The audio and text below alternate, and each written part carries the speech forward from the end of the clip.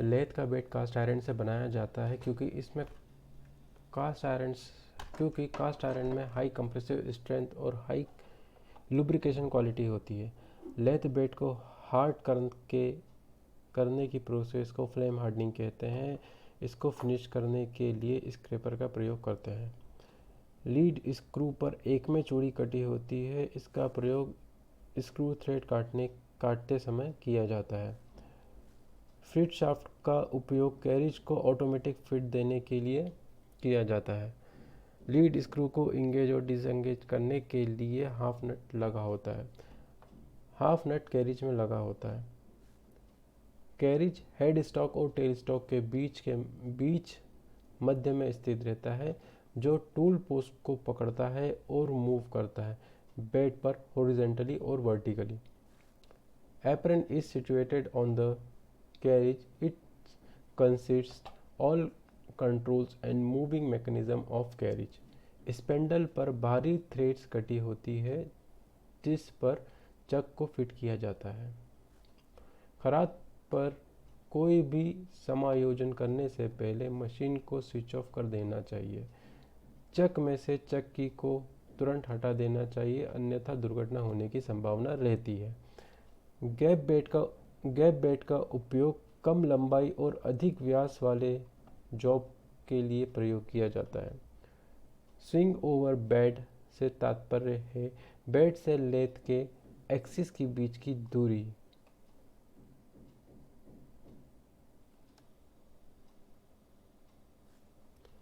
Swing over carriage से तात्पर्य carriage से लेथ के एक्सिस के बीच की दूरी। हेड स्टॉक लेथ के लेफ्ट हैंड साइड में लगा या फिक्स होता है। हेड स्टॉक मोटर से कार्य तक चालन को स्थानांतरित करने का कार्य को घुमाने का कार्य करता है। हेड स्टॉक मोटर से कार्य तक चालन को स्थानांतरित करके कार्य को घुमाने का कार्य करता है। स्पेंडल की गति को कम करने के लिए बैक गियर लगाया जाता है। कोन पुली में बैक गियर लगाकर धनात्मक चाल प्राप्त की जा सकती है। टम्बलर गियर का उपयोग फीड की दिशा को बदलने के लिए या लीड स्क्रू या फीड रॉड की दिशा को बदलने के लिए किया जाता है। सैडल एच आकार का बना होता है कास्टिंग द्वारा। इस पर वी आकार या फ्लैट आकार की गाइडवेज बनी होती है जो लेथ बेड पर चलती हैं। लेथ के हैंड व्हील में जो एप्रन पर होते हैं, लेफ्ट हैंड स्क्वायर थ्रेड कटी होती है। टूल पोस्ट टॉप स्लाइडर के ऊपर फिट रहता है। यदि टॉप स्लाइडर ना हो तो ऑप्शन में तो क्रॉस स्लाइडर को उत्तर देना है। टॉप स्लाइडर के ऊपर होता है। टॉप स्लाइडर को हाथ के द्वारा फिट की जाती है या चलाया जाता है। ऑटोमेटिक फिट नहीं होती है टॉप स्लाइडर में। क्रॉस स्लाइडर में जिब असेंबली का कार्य स्लैकनेस को दूर करने के लिए किया जाता है। कैरिज कंपाउंड स्लाइड के दो प्रकार का दोष पाया जाता है, जिसे बैकलेस और स्लैकलेस कहते हैं। मेल डफटेल और फीमेल डफटेल के साथ जिब असेंबली लगी होती है। सैडल पर मेल डफटेल और क्रॉस स्लाइडर पर फीमेल डफटेल कटा होता है। सैडल और क्रॉस स्लाइडर में जो प्ले आता है उसे स्लैकलेस कहते हैं।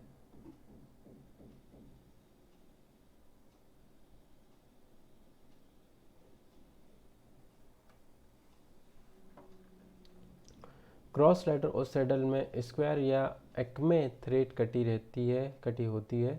स्क्वायर या एक्मे थ्रेड के घिस जाने से जो दोष उत्पन्न होता है उसे बैकलेस कहते हैं।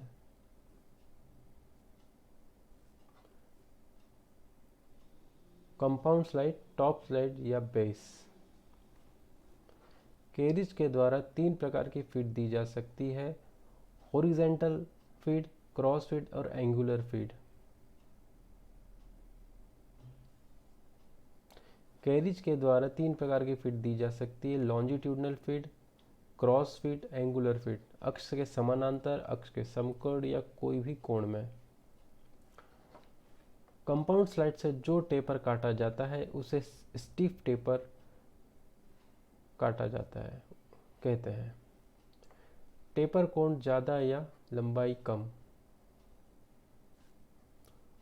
लॉन्ग टेपर काटने के लिए टेल स्टॉक ऑफसेट मेथड से काटा जाता है।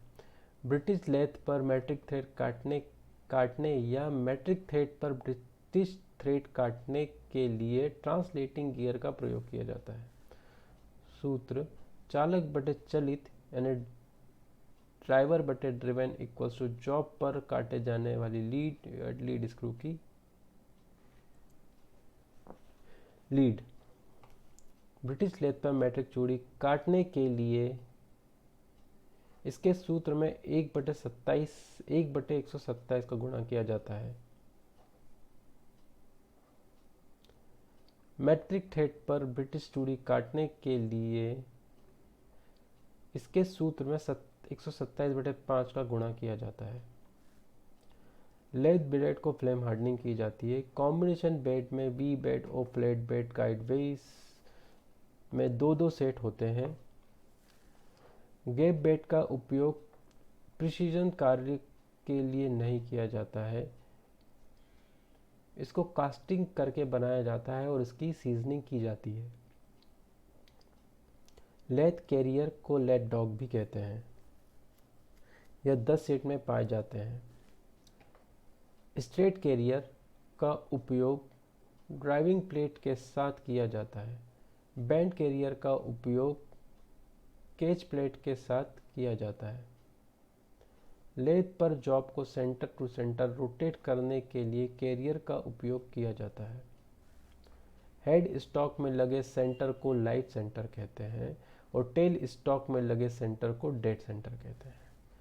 डेड सेंटर को उच्च कार्बन इस्पात के कठोरीकृत तथा अपघर्षित बने होते हैं। टेल स्टॉक ऑफसेट मेथड से टेपर काटते समय बॉल सेंटर का उपयोग किया जाता है। भारी जॉब की टर्निंग के लिए रिवॉल्विंग सेंटर का प्रयोग किया जाता है। फिक्स स्टडी रेस्ट के 3 पैड होते हैं। इस पैडों को ब्रास मटेरियल से बनाया जाता है। फिक्स स्टडी को लेथ बेड पर लगाया जाता है। ट्रैवलिंग स्टडी को लेथ पर लगाया जाता है। ट्रैवलिंग स्टडी को फॉलोवर स्टडी भी कहते हैं।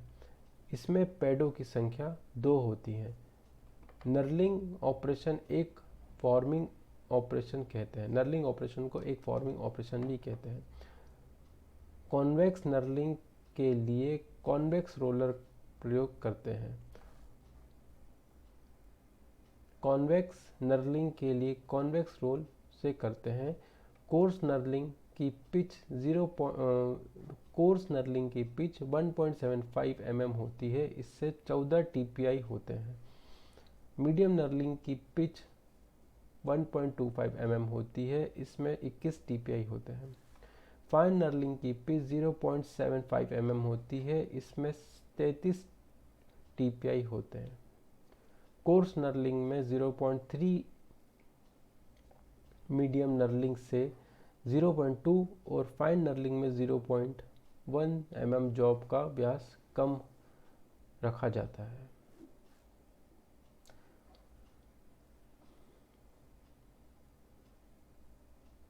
नर्लिंग करते समय लुब्रिकेंट का प्रयोग लगातार करना चाहिए।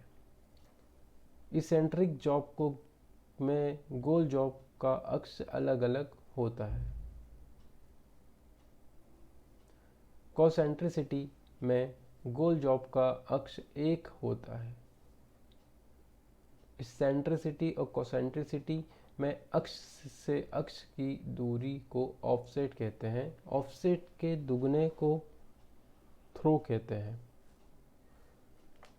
इसेंट्रिसिटी को लेथ पर बनाने के लिए 4 जॉ चक का प्रयोग किया जाता है। कंपाउंड स्लाइड द्वारा taper tan theta equals to d-d/2 L से नापा जाता है। टेल स्टॉक ऑफसेट मेथड से L into D minus D upon 2L पूरी लंबाई में टेपर काटना हो तो offset 2 minus 2 upon 2 D minus D upon 2। Tail stock offset method से टेल स्टॉक की बॉडी को ऑफसेट किया जाता है। 4 जॉ चक का प्रयोग सिलेंड्रिकल जॉब या रफ कास्टिंग सिलेंडर जॉब को पकड़ने के लिए किया जाता है। फेस प्लेट का प्रयोग अनियमित आकार के जॉब को पकड़ने के लिए किया जाता है। मैग्नेटिक चक का प्रयोग पतले जॉब को पकड़ने के लिए किया जाता है। छोटे व्यास छड़ के जॉब को पकड़ने के लिए कॉलेट चक का प्रयोग किया जाता है। सेट ओवर विधि में टेपर काटने के लिए बॉल सेंटर का प्रयोग किया जाता है। मैंड्रल का प्रयोग ऐसे वर्कपीस को पकड़ने के लिए किया जाता है जिसका व्यास की मशीनिंग उसके होल के बोर के सकेंद्र करनी हो। मैंड्रल का प्रयोग ऐसे वर्कपीस को पकड़ने के लिए किया जाता है जिससे व्यास की मशीनिंग उसके होल के बोर के सकेंद्र करनी हो। हाई स्पीड टर्निंग के लिए रिवॉल्विंग सेंटर या फ्रिक्शन लेस सेंटर का प्रयोग किया जाता है। साधारण कार्य के लिए लाइव सेंटर की नोज का शीर्ष 60 डिग्री और भारी कार्य के लिए 75 डिग्री होता है। 3 जॉ चक का साइज उसके व्यास से निर्दिष्ट किया जाता है। फॉलोवर स्टडी को सैडल पर फिक्स किया जाता है। टेल स्टॉक के स्पेंडल पर लेफ्ट हैंड थ्रेड कटी होती है। स्क्विरल थ्रेड और गियर मैकेनिज्म का प्रयोग करके 3 जॉ चक में किया जाता है। एंगुलर वर्कपीस को पकड़ने के लिए फेस प्लेट का प्रयोग किया जाता है। स्टडी रेस्ट के पैड बनाने के लिए ब्रास मटेरियल का प्रयोग किया जाता है। वर्कपीस में मैंड्रल को पूर्ण रूप से प्रेस करके लगाने के लिए आर्बर प्रेस विधि का प्रयोग किया जाता है। टूल मेकर बटनों का प्रयोग दी गई डेटम पर बोरिंग के लिए वर्कपीस को अलाइन करने के लिए किया जाता है। टूल मेकर बटनों का प्रयोग दी गई डेटम पर बोरिंग के लिए वर्कपीस की अलाइनिंग करने के लिए किया जाता है। फिक्स स्टडी रेस्ट के पैड को तब सेट किया जाता है जब कार्य को दोनों सिरों पर ट्रू कर दिया जाता है और कार्य रुका हुआ होता है।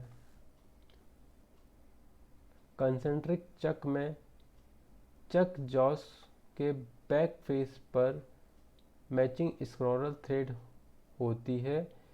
संख्या में असमान परंतु पिच में समान होती हैं।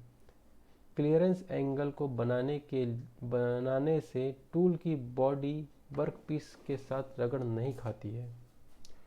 नेगेटिव रैक एंगल को प्रायः टंगस्टन कार्बाइड टूल पर दिया जाता है। हार्ड और ब्रिटल मटेरियल पर मशीनिंग करते समय नेगेटिव रैक एंगल दिया जाता है। थ्रेड चेजर का प्रयोग केवल फिनिश करने व उसकी सही फॉर्म को बनाने के लिए किया जाता है। लेथ पर यदि कटिंग टूल को सेंटर हाइट से नीचे सेट किया जाता है तो फ्रंट क्लियर एंगल बढ़ जाता है। सेंटर ड्रिल को पकड़ने के लिए ड्रिल चक का प्रयोग किया जाता है। Chaser multi point cutting tool के अंतर्गत आता है।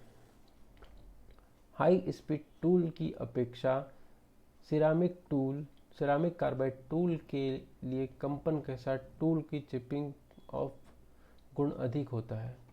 पार्टिंग ऑफ टूल में साइडों के साथ बिना रॉड के में पेनिट्रेशन के लिए टूल पर बैक क्लियरेंस एंगल कोण सहायक होता है।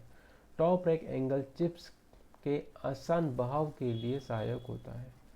हेलिक्स एंगल पाया जाता है थ्रेडिंग वर्कपीस पर। वर्कपीस का व्यास कटिंग स्पीड के चयन को प्रभावित नहीं करता है। रफ टर्निंग में स्लाइड क्लियरेंस एंगल में से चुनी गई गति की दर पर निर्भर करता है। वर्कपीस का व्यास के आधार पर सेंट्रल ड्रिल का साइज चुना जाता है। स्क्वायर थ्रेड वाले एक बोल्ट पर एक नट को अच्छी तरह से फिट होने योग्य बनाने के लिए इंटरनल स्क्वायर थ्रेड टूल की चौड़ाई आधी पिच से थोड़ी सी अधिक होनी चाहिए। लेथ पर नीली मार्किंग वाला कार्बाइड टिप्ड टूल का प्रयोग किया जाता है। इस टूल से स्टील मटेरियल की मशीनिंग की जाती है। लाल मार्किंग वाले टूल से ग्रे कास्ट आयरन की मशीनिंग की जाती है। हैंड चेजर का प्रयोग स्टील की रॉड पर जो थ्रेड्स खराब हो गई उसे ठीक करने के लिए किया जाता है। 3 जबड़े चक के द्वारा पकड़े गए जॉब को स्वतः ही अलाइन हो जाते हैं। लेथ कटिंग टूल बनाने के लिए कार्बाइड टूल का प्रयोग किया जाता है, जिसमें टंगस्टन सबसे अधिक पाया जाता है। ड्राइविंग प्लेट का प्रयोग किया जाता है केंद्रों में शाफ्ट के बीच लगाना और घुमाना। फेस प्लेट पर अनियमित आकार के जॉब को पकड़ा जा सकता है। 3 जबड़ा चक की बैक प्लेट पर राइट हैंड चूड़ियां कटी होती हैं। यदि बाहर की ओर सरकाव ऑफसेट ऑपरेटर की तरफ हो तो टेपर का बड़ा व्यास स्टॉक की ओर बनता है।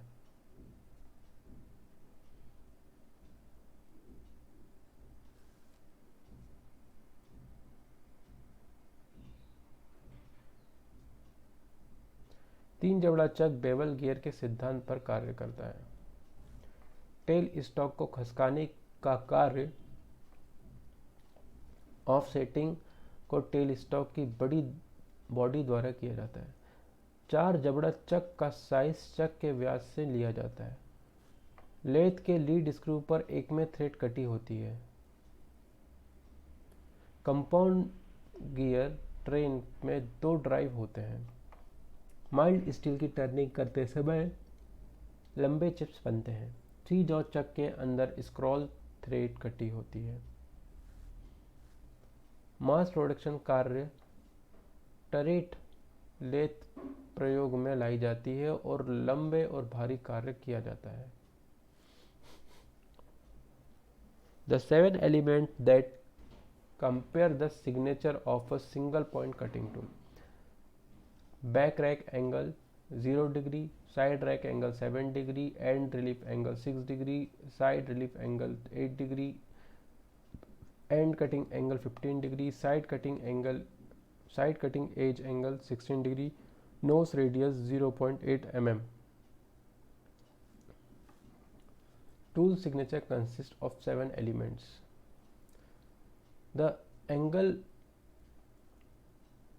made of the face of the tool and the plane parallel to the base of the cutting tool is called rake angle.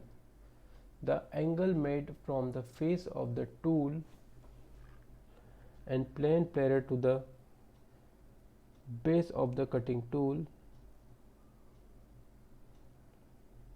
is called rake angle.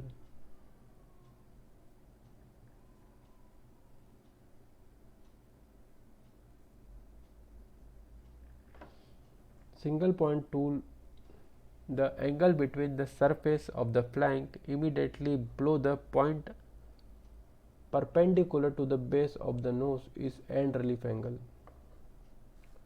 The high cutting speed and a large rake angle of the tool will be resulted in the forming of continuous chip.